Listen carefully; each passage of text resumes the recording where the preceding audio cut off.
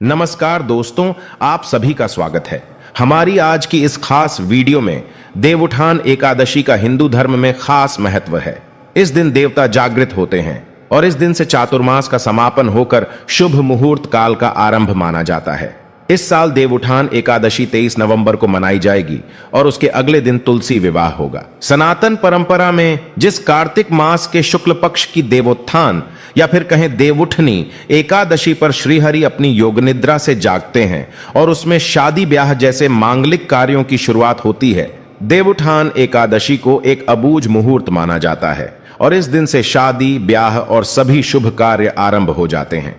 धार्मिक मान्यताओं के अनुसार देवउठनी एकादशी के दिन से सृष्टि के संचालक भगवान विष्णु और समस्त देवता 4 महीने की योग निद्रा से जागते हैं और अपना अपना कार्यभार ग्रहण कर लेते हैं। देवताओं के जागने के बाद ही सभी शुभ कार्य किए जाते हैं। आइए जानते हैं देवउत्थान एकादशी का शुभ मुहूर्त और महत्व। दोस्तों, आज की वीडियो में आपको हम समस्त जानकारी देने वाले हैं, तो वीडियो के अंत तक बने रहिएगा। आइए जानते हैं कि देवउठान एकादशी की तिथि और शुभ मुहूर्त। देवउठान एकादशी की तिथि का आरंभ 22 नवंबर को रात में 11:03 पर होगा और समापन 23 नवंबर को रात में 9:01 पर होगा। इस प्रकार देवउठान एकादशी का व्रत 23 नवंबर को गुरुवार को रखा जाएगा। व्रत का पारण 24 नवंबर को सुबह 6 बजे से 8:13 तक करना शुभ होगा। आइए जानते हैं देवउठान एकादशी का महत्व। देवउठान एकादशी के दिन से भगवान विष्णु 4 महीने की योग निद्रा से बाहर आ जाते हैं और उसके बाद वे सृष्टि का कार्य देखने का अपना काम आरंभ कर देते हैं। उसके बाद देवउठान एकादशी के दिन से भगवान विष्णु पाताल लोक छोड़कर वापस वैकुंठ धाम आ जाते हैं। चातुर्मास के दौरान भगवान विष्णु देवशयनी एकादशी के दिन से देवउठनी एकादशी तक पाताल में वास करते हैं। देवउठनी एकादशी के दिन से आरंभ होकर विवाह, मुंडन, सगाई, गृह प्रवेश जैसे शुभ कार्य प्रारंभ हो जाते हैं। देवोत्थान एकादशी की कथा प्राचीन काल में एक राजा के राज्य में सभी लोग एकादशी का व्रत रखते थे। प्रजा तथा नौकर चाकर से लेकर पशुओं तक को एकादशी के दिन अन्न नहीं दिया जाता था। एक दिन पड़ोसी राज्य का एक व्यक्ति आया और राजा के पास पहुंचकर उनसे नौकरी देने का आग्रह किया। राजा ने उसे नौकरी तो दी, साथ ही उसे एकादशी का नियम भी बता दिया।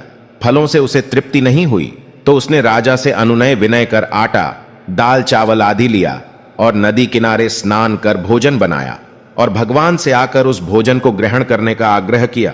भगवान आए और उसके साथ बैठकर भोजन करके चले गए। अगली एकादशी पर उस नौकर ने 2 गुना राशन मांगते हुए कहा कि उसके साथ तो भगवान भी भोजन करते हैं। राजा को विश्वास नहीं हुआ तो उसने कहा, आप छिपकर देख सकते हैं।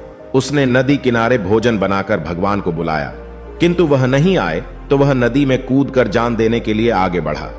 भगवान ने अपने भक्त की बात सुनी और आकर साथ में भोजन किया। उस दिन से राजा ने सोचा कि मन शुद्ध न हुआ तो व्रत उपवास सब व्यर्थ है।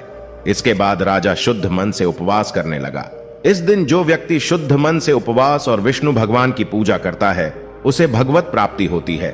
अब दोस्तों, हिंदू धर्म में देवउठनी एकादशी बेहद खास माना जाता है। इस दिन विशेष रूप से भगवान विष्णु और माता लक्ष्मी की पूजा की जाती है। इसके अलावा तुलसी जी और शालिग्राम जी का विवाह भी कराया जाता है।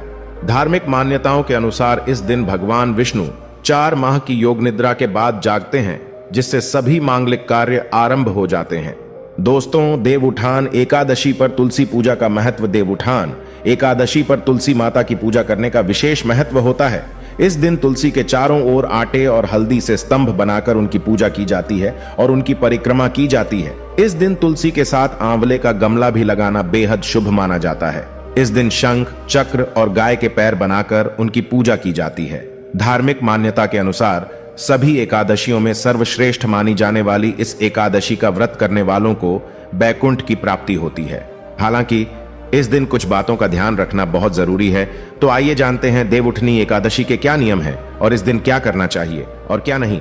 देवउठनी एकादशी व्रत में क्या करें। नंबर 1, देवउठनी एकादशी के दिन सूर्योदय से पहले उठकर स्नान करें और व्रत का संकल्प करें। नंबर 2, मान्यता के अनुसार देवउठनी एकादशी के दिन भगवान विष्णु की मूर्ति के सामने दीपक अवश्य जलाना चाहिए। नंबर 3, देवउठनी एकादशी के दिन भगवान विष्णु के नाम का कीर्तन भी करना चाहिए। नंबर 4, देवउठनी एकादशी के दिन निर्जला व्रत रखा जाता है। नंबर 5, साथ ही देवउठनी एकादशी के दिन किसी गरीब व्यक्ति या गाय को भोजन अवश्य खिलाना चाहिए। देवउठनी एकादशी को क्या न करें। नंबर 1, हिंदू धर्म ग्रंथों के अनुसार एकादशी के दिन चावल का सेवन नहीं करना चाहिए। नंबर 2, देवउठनी एकादशी के दिन किसी दूसरे का दिया हुआ भोजन नहीं करना चाहिए। नंबर 3, साथ ही एकादशी के दिन किसी के प्रति मन में बुरी भावना नहीं रखनी चाहिए। नंबर 4, देवउठनी एकादशी के दिन खाने में गोभी, पालक, शलजम जैसी सब्जी भूल कर भी न बनाए। नंबर 5, देवउठनी एकादशी का व्रत रखने वाले व्यक्ति को बिस्तर पर नहीं सोना चाहिए। नंबर 6, देवउठानी वाले दिन घर के सदस्यों को बाल और नाखून नहीं कटवाने चाहिए। नंबर 7, देवउठनी एकादशी के दिन किसी से लड़ाई झगड़ा न करें और इसके अलावा किसी को अपशब्द भी न कहें। अपनी वाणी पर नियंत्रण रखें। दोस्तों, कुछ उपाय ऐसे होते हैं जिन्हें करने से हमारे जीवन की बहुत सारी परेशानी दूर हो जाती है और हम एक सफल जिंदगी जी सकते हैं। इसलिए हमें कुछ उपाय विशेष दिनों पर अवश्य ही करने चाहिए। नंबर 1, तुलसी का उपाय। धार्मिक मान्यता के अनुसार देवउठनी एकादशी के दिन तुलसी की पूजा अत्यंत शुभ फलदायी साबित होती है। इस दिन जल में कच्चा दूध मिलाकर तुलसी माता को अर्पित करने से उनकी विशेष कृपा प्राप्त होती है। इसके साथ ही इस दिन तुलसी माता को रोली, सिंदूर, अक्षत, कुमकुम, चुनरी, 16 श्रृंगार की वस्तुएं और भोग अर्पित करना अच्छा रहता है। इसके अलावा कपूर और घी का दीपक जलाकर तुलसी माता की आरती करनी चाहिए। अगर कुंडली में आपके किसी ग्रह का दोष हो तो तुलसी की पूजा करके थोड़ी सी जड़ निकाल लें। इसके बाद इसे लाल रंग के कपड़े या फिर ताबीज में डालकर बांध लें। इसी के साथ शाम के समय सूर्यास्त के बाद तुलसी के पास घी का दीपक जलाएं और तुलसी नामाष्टक का पाठ करें। तुलसी नामाष्टक स्तोत्र में तुलसी जी के 8 नाम हैं। मान्यता अनुसार एकादशी के दिन तुलसी नामाष्टक का पाठ करने से घर में सुख, समृद्धि और शांति आती है।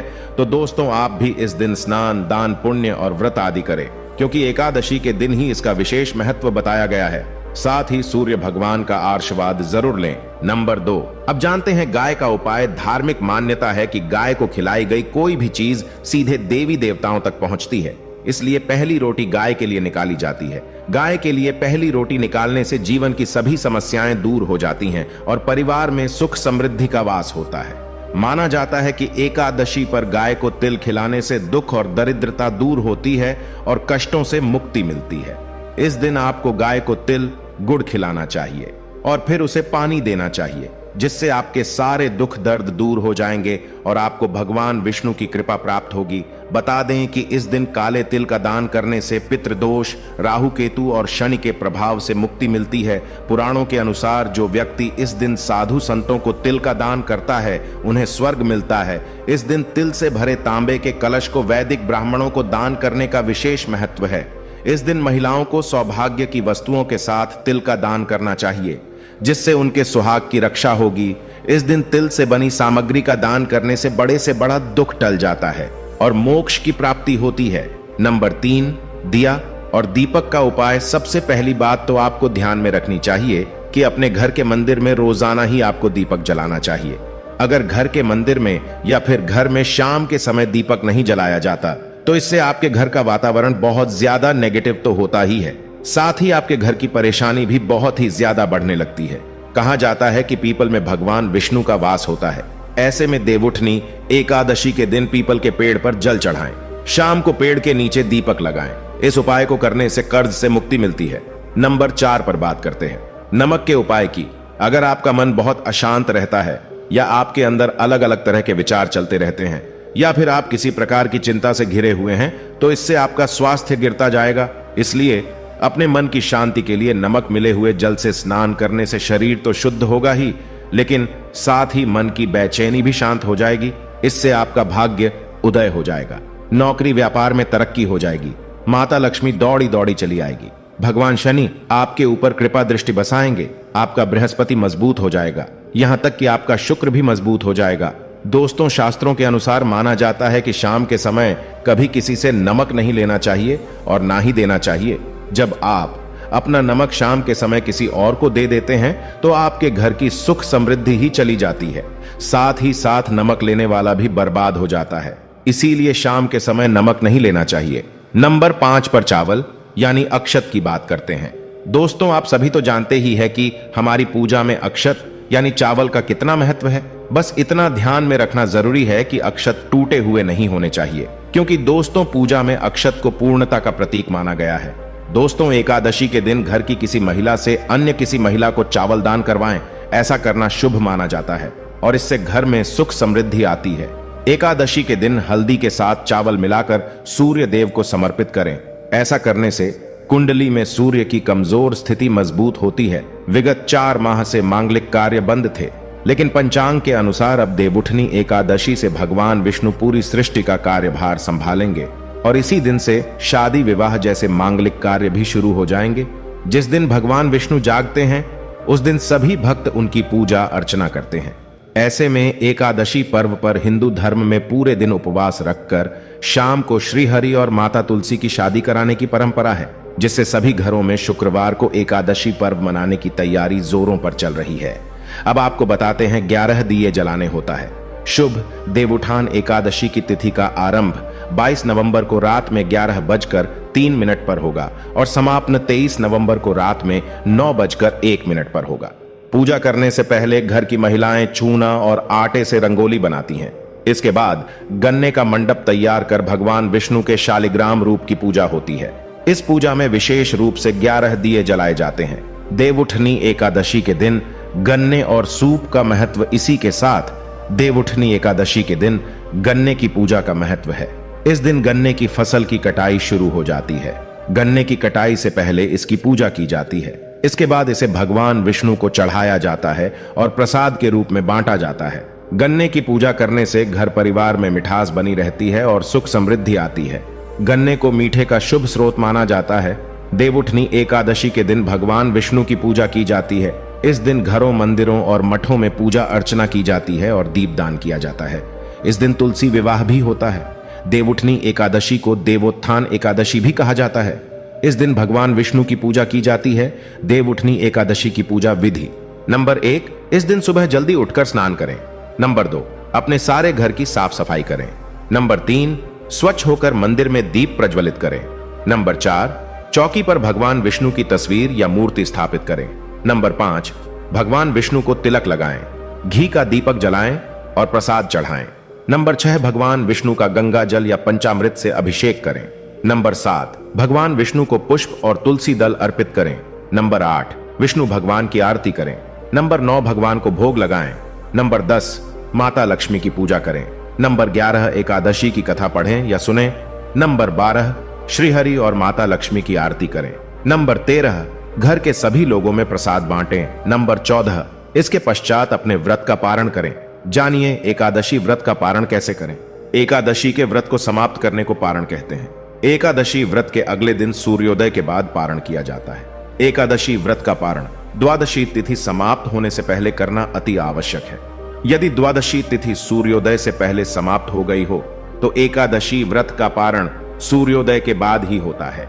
द्वादशी तिथि के भीतर पारण न करना पाप करने के समान होता है। एकादशी व्रत का पारण हरिवासर के दौरान भी नहीं करना चाहिए। जो श्रद्धालु व्रत कर रहे हैं उन्हें व्रत तोड़ने से पहले हरिवासर समाप्त होने की प्रतीक्षा करनी चाहिए।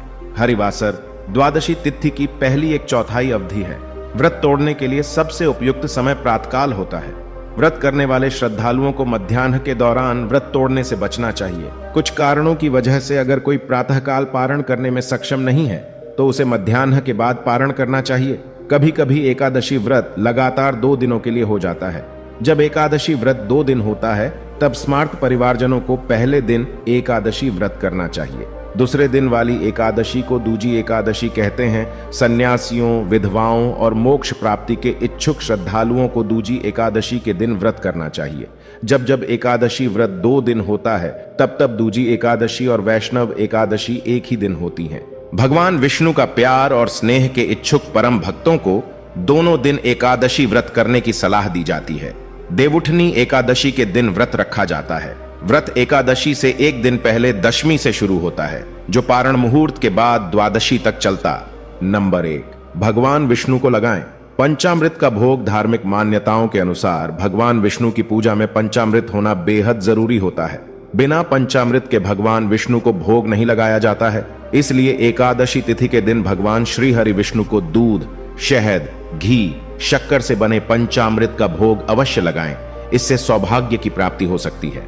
नंबर 2, भगवान विष्णु को लगाएं दूध का भोग। भगवान विष्णु को दूध का भोग अवश्य लगाएं। ऐसा कहा जाता है कि अगर किसी व्यक्ति की कुंडली में चंद्रमा की स्थिति कमजोर है तो उसे देवउठनी एकादशी के दिन विष्णु जी को दूध का भोग लगाना चाहिए। इससे धन और मन दोनों में विस्तार होगा और व्यक्ति की सभी परेशानियां भी दूर हो जाएंगी। नंबर 3, भगवान विष्णु को लगाएं सिंघाड़े का भोग। सिंघाड़ा माता लक्ष्मी को बेहद प्रिय है, इसलिए एकादशी के दिन भगवान विष्णु को सिंघाड़ा का भोग जरूर लगाएं। ऐसा कहा जाता है भगवान विष्णु को भोग लगाने से माता लक्ष्मी बेहद प्रसन्न होती हैं और व्यक्ति की सभी परेशानियां भी दूर हो सकती हैं। इसीलिए इस तिथि के दिन सिंघाड़ा का भोग जरूर लगाएं। नंबर 4, भगवान विष्णु को लगाएं तिल का भोग। धार्मिक मान्यताओं के अनुसार इस दिन तिल का भोग लगाने से व्यक्ति को सभी पापों से छुटकारा मिल सकता है। इस दिन तिल का विशेष महत्व बताया गया है, इसलिए इस दिन तिल का दान जरूर करें। ऐसा करने से व्यक्ति कभी नर्क नहीं जाता है। नंबर 5, भगवान विष्णु को लगाएं गन्ने का भोग। इस दिन तुलसी विवाह भी होता है, इसलिए गन्ने का मंडप बनाकर पूजा की जाती है और भगवान विष्णु को भोग भी लगाया जाता है। धार्मिक मान्यताओं के अनुसार ऐसा कहा जाता है कि भगवान विष्णु को गन्ना चढ़ाने से सुख शांति की प्राप्ति होती है।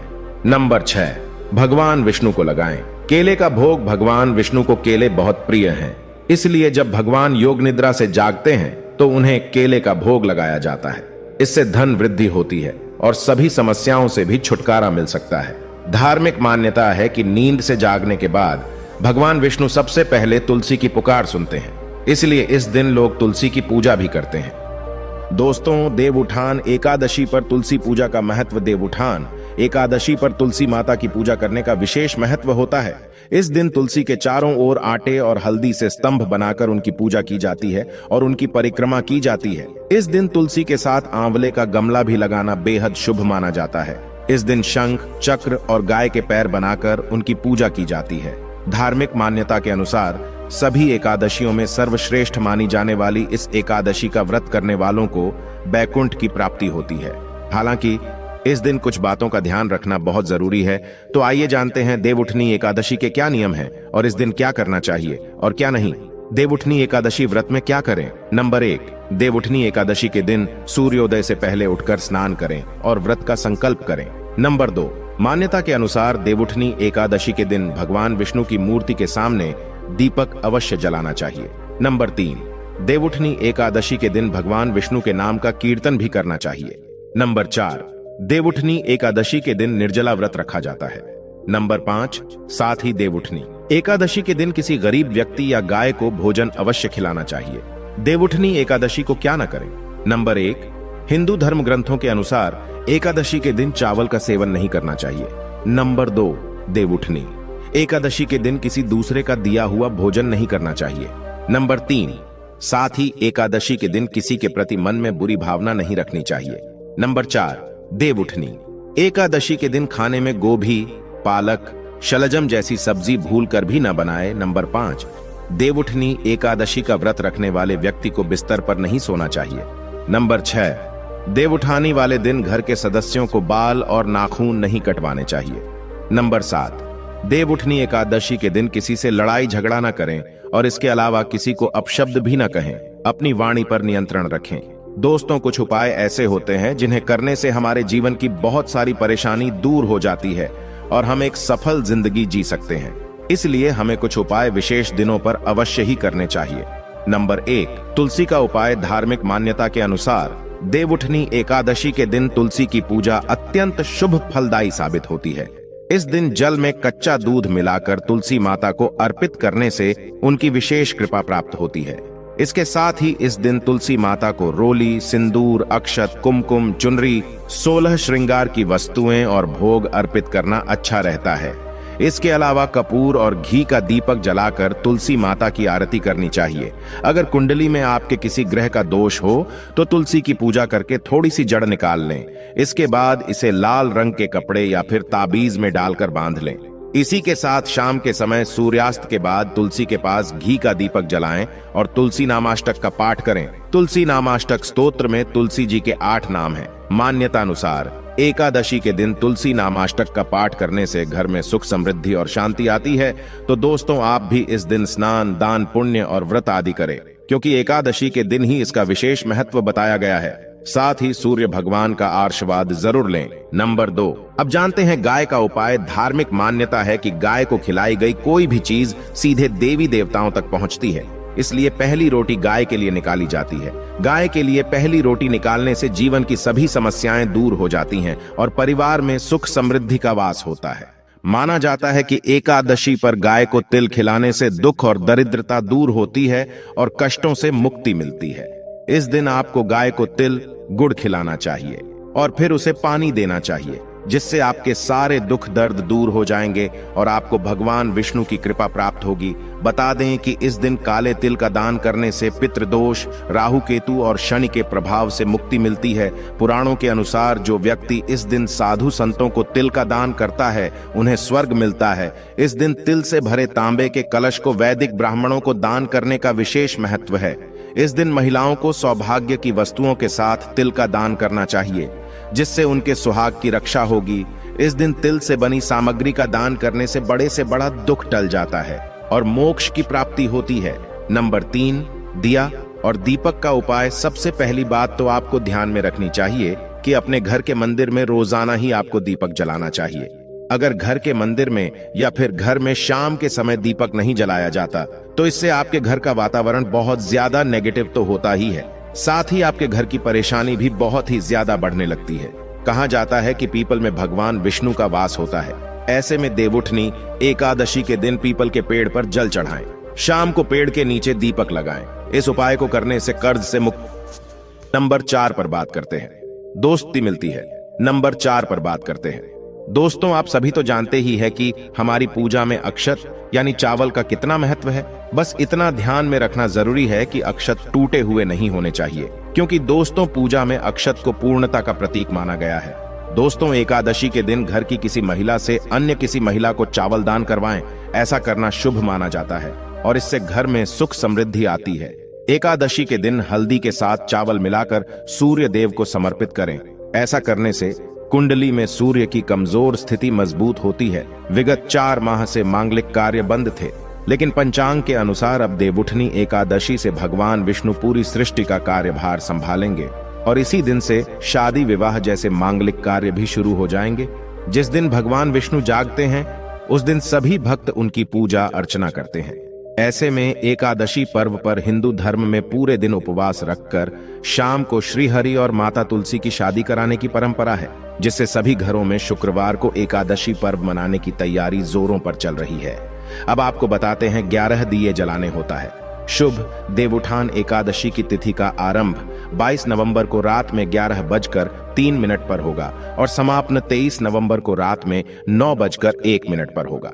पूजा करने से पहले घर की महिलाएं चूना और आटे से रंगोली बनाती हैं।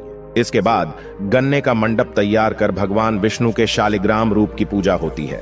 इस पूजा में विशेष रूप से 11 दिए जलाए जाते हैं। देवउठनी एकादशी के दिन गन्ने और सूप का महत्व, इसी के साथ देवउठनी एकादशी के दिन गन्ने की पूजा का महत्व है। इस दिन गन्ने की फसल की कटाई शुरू हो जाती है। गन्ने की कटाई से पहले इसकी पूजा की जाती है। इसके बाद इसे भगवान विष्णु को चढ़ाया जाता है और प्रसाद के रूप में बांटा जाता है।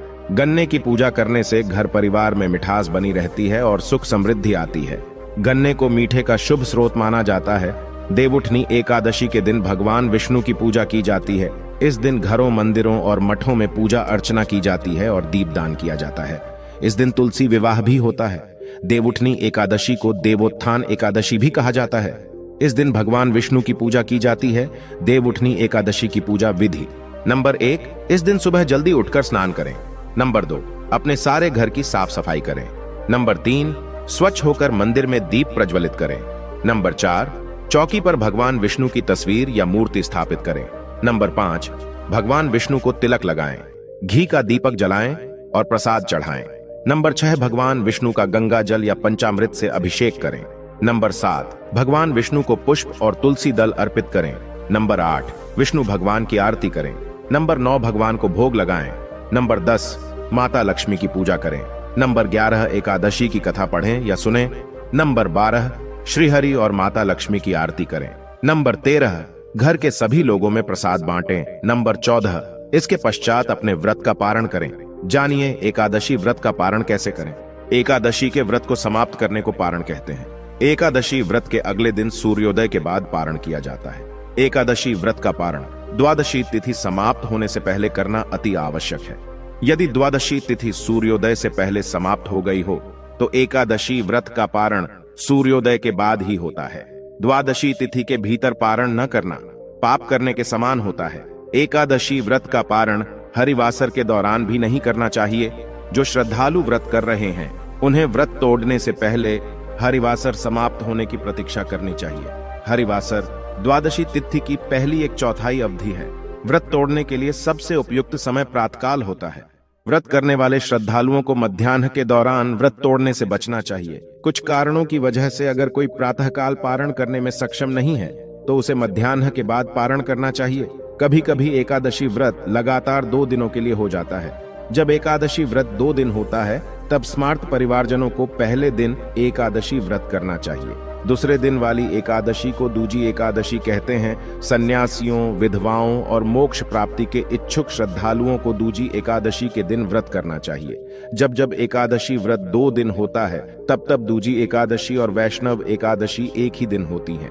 भगवान विष्णु का प्यार और स्नेह के इच्छुक परम भक्तों को दोनों दिन एकादशी व्रत करने की सलाह दी जाती है। देवउठनी एकादशी के दिन व्रत रखा जाता है। व्रत एकादशी से एक दिन पहले दशमी से शुरू होता है जो पारण मुहूर्त के बाद द्वादशी तक चलता। देवोत्थान एकादशी की कथा प्राचीन काल में एक राजा के राज्य में सभी लोग एकादशी का व्रत रखते थे। प्रजा तथा नौकर चाकर से लेकर पशुओं तक को एकादशी के दिन अन्न नहीं दिया जाता था। एक दिन पड़ोसी राज्य का एक व्यक्ति आया और राजा के पास पहुंचकर उनसे नौकरी देने का आग्रह किया। राजा ने उसे नौकरी तो दी, साथ ही उसे एकादशी का नियम भी बता दिया। फलों से उसे तृप्ति नहीं हुई तो उसने राजा से अनुनय विनय कर आटा, दाल, चावल आदि लिया और नदी किनारे स्नान कर भोजन बनाया और भगवान से आकर उस भोजन को ग्रहण करने का आग्रह किया। भगवान आए और उसके साथ बैठकर भोजन करके चले गए। अगली एकादशी पर उस नौकर ने 2 गुना राशन मांगते हुए कहा कि उसके साथ तो भगवान भी भोजन करते हैं। राजा को विश्वास नहीं हुआ तो उसने कहा, आप छिपकर देख सकते हैं। उसने नदी किनारे भोजन बनाकर भगवान को बुलाया, किंतु वह नहीं आए तो वह नदी में कूदकर जान देने के लिए आगे बढ़ा। भगवान ने अपने भक्त की बात सुनी और आकर साथ में भोजन किया। उस दिन से राजा ने सोचा कि मन शुद्ध न हुआ तो व्रत उपवास सब व्यर्थ है। इसके बाद राजा शुद्ध मन से उपवास करने लगा। इस दिन जो व्यक्ति शुद्ध मन से उपवास और विष्णु भगवान की पूजा करता है उसे भगवत प्राप्ति होती है।